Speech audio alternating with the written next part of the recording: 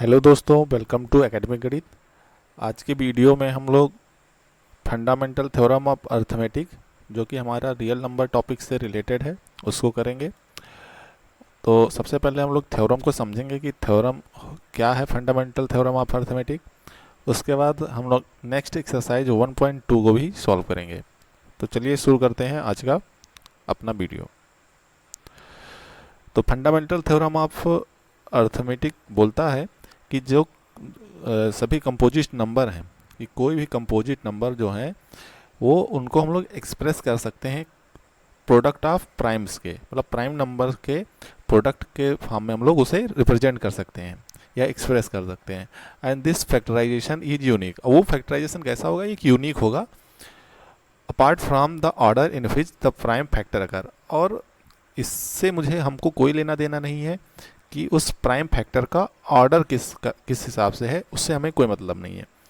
बस हम इतना जानते हैं कि कोई भी कंपोजिट नंबर है, उसको अगर हम लोग एक्सप्रेस करना चाहें तो उसको हम लोग उनके प्राइम फैक्टर निकालेंगे, उनके प्राइम प्राइम फैक्टर के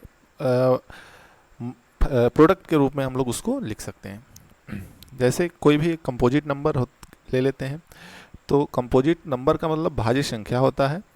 तो कुल मिला के हम भाज्य संख्याओं को हम अगर फैक्टर कर लें, उनका गुणनखंड कर लें, तो उनके गुणनखंडों के गुणन के रूप में हम लोग लिख सकते हैं।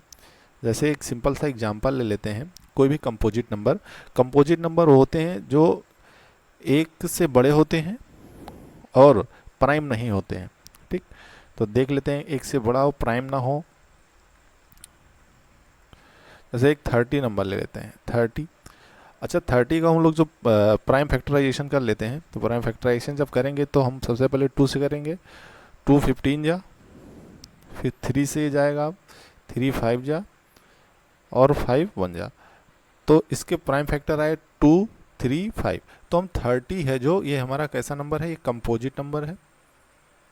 कंपोजिट का मतलब भाज्य संख्या है। इस कंपोजिट नंबर को हम लोग इसके फैक्टर के मल्टीपल या फैक्टर के प्रोडक्ट के रूप में लिख सकते हैं। तो जो जो फैक्टर आए हैं, प्राइम फैक्टर आया है 2 3, तो इनके देखो प्रोडक्ट के रूप में, प्रोडक्ट मतलब होता है उनके गुणन फल के रूप में हम लोग उसे लिख सकते हैं। एक और एग्जांपल ले लेते हैं। जैसे जैसे हम लोगों ने ले लिया 54, तो 54 का फैक्टराइज कर लेते हैं। 54 को फैक्टराइज सबसे पहले 2 से जाएगा, 2 2 जा 4, 2 7 जा 14, फिर देखिए 3 9 जा, फिर 3 3 जा,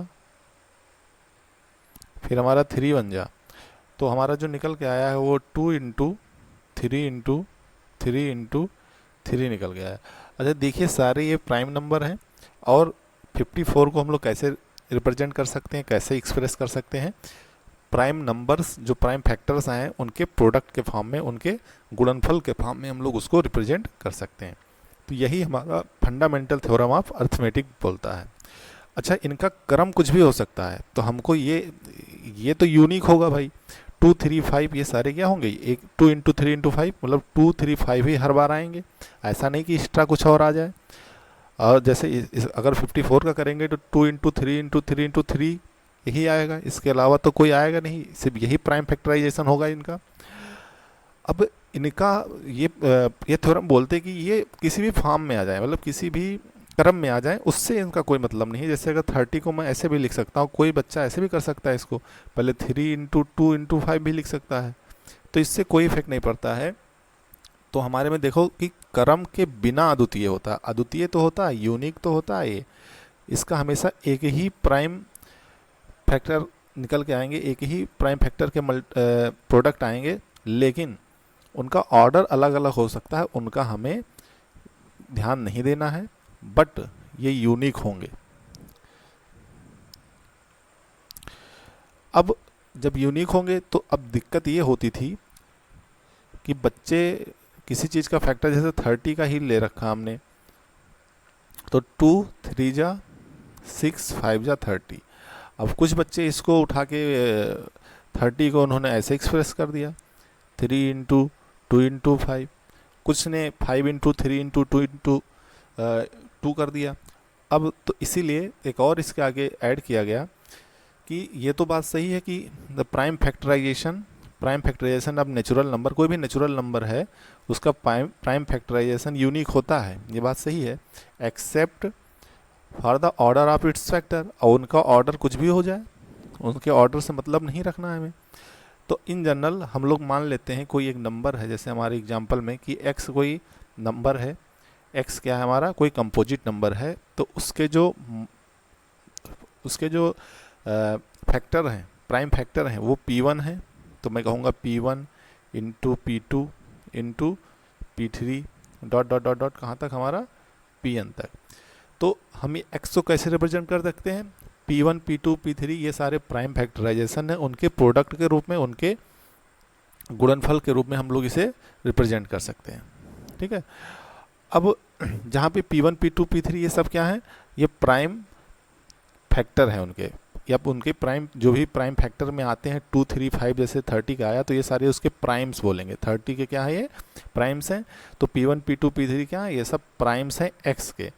और इनको हम x को कैसे रिप्रेजेंट कर सकते हैं, कैसे दिखा सकते हैं, p1 into p2 into p3 dot dot dot into pn, मतलब इनके प्रोडक्ट के फॉर्म में हम लोग दिखा सकते हैं। जैसे एक एग्जांपल लिया गया है कि 2 इंटू 2 इंटू 2 3 3 5 7 13, तो ये किसका फैक्टर किया गया है, 32,760 का जो फैक्टर किया गया है। तो इन्होंने इसको स्ट्रिक्ट कर दिया, इन्होंने क्या किया, इस रूल को थोड़ा सा स्ट्रिक्ट कर दिया। इन्होंने कहा कि आप जब भी लिखिए, कि जब भी आप इसको बनाइए तो हमेशा जो प्राइम फैक्टर हैं उनको आरोही क्रम या फिर हम बोल सकते हैं असेंडिंग ऑर्डर में बनाइए, मतलब असेंडिंग ऑर्डर में सजाना है। जो भी करना है हमें कैसे करना है, असेंडिंग ऑर्डर में सजाना है, कि जो भी फैक्टर आए प्राइम फैक्टर के प्रोडक्ट के फॉर्म में तो लिखो, लेकिन उसको कैसे लिखो, असेंडिंग ऑर्डर में लिखना है। तो उसको हम लोग कैसे लिखेंगे, आरोही क्रम में, मतलब छोटे नंबर को फैक्टर को पहले, उसके बाद बड़े, उसके बाद उससे बड़े।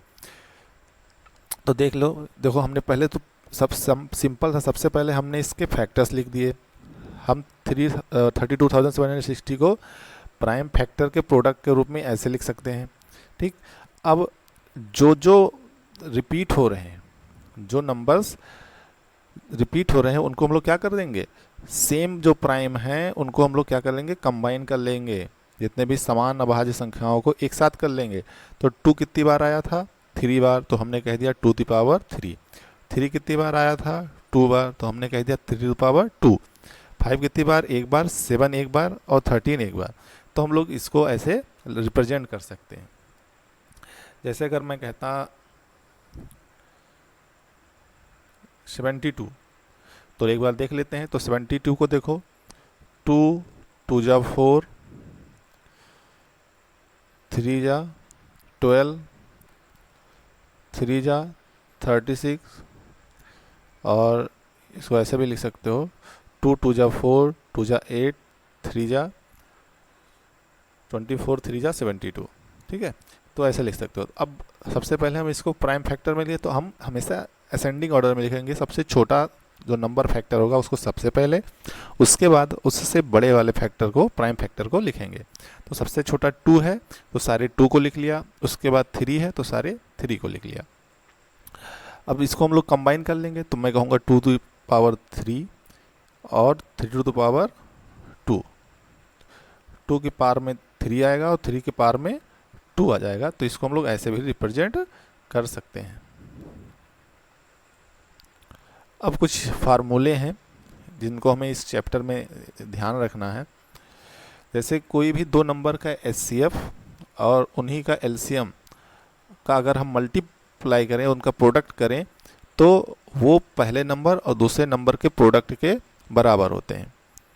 ठीक है, और अगर मुझे प्राइम फैक्टराइजेशन या प्राइम प्रोडक्ट ऑफ प्राइम्स पता है, प्रोडक्ट ऑफ प्राइम पता है, तो मुझे एचसीएफ अगर निकालना है किन्हीं दो नंबर्स का, तो उन दो नंबरों में उन कॉमन फैक्टर को, उन दोनों नंबरों के जो प्राइम फैक्टराइजेशन होगा उनके कॉमन फैक्टर्स को में से जो लेस पावर हैं उनका प्रोडक्ट हम लोग लिख देंगे। जैसे अगर मैं कहूँ 24 और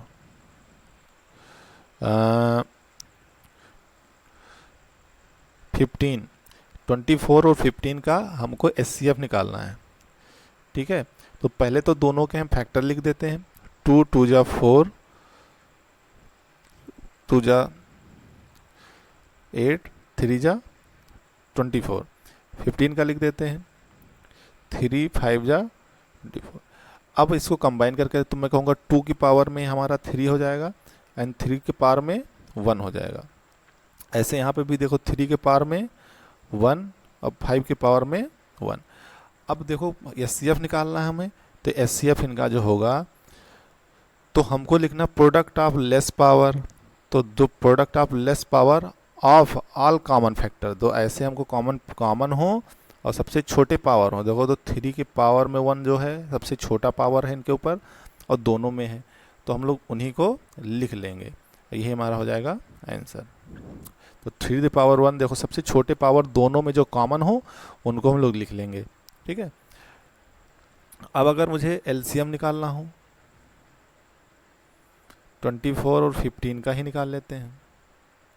ठीक है, तो 2 की पावर ये 3 इंटू 3 आया था, यहाँ आया था 3 पावर में n इंटू 5 पावर में 1। तो देखो एलसीएम कैसे निकालना है।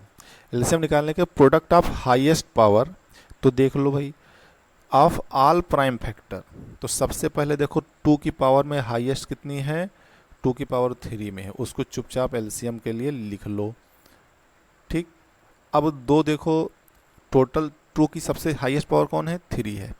3 की हाईएस्ट पावर कौन है दोनों में, देखो तो 1 1 ही है, तो कोई भी एक ले लो, तो 3 टू द पावर 1। अब इसके अलावा कौन सा हमारे प्राइम फैक्टर बचा, 5 बचा है। अब 5 की पावर में जो मैक्सिमम पावर है वो कितनी है, हाईएस्ट पावर, वो 1 है। बस हो गया। 2 2 जा 4, 2 जा 8, 8 5 जा 40, 120। तो इसका आंसर हो जाएगा 120। समझ में आया? आई होप आप लोगों को समझ में आ रहा होगा। ठीक, तो जो बड़ी पावर है उन्हीं को छाड़ लेंगे। जैसे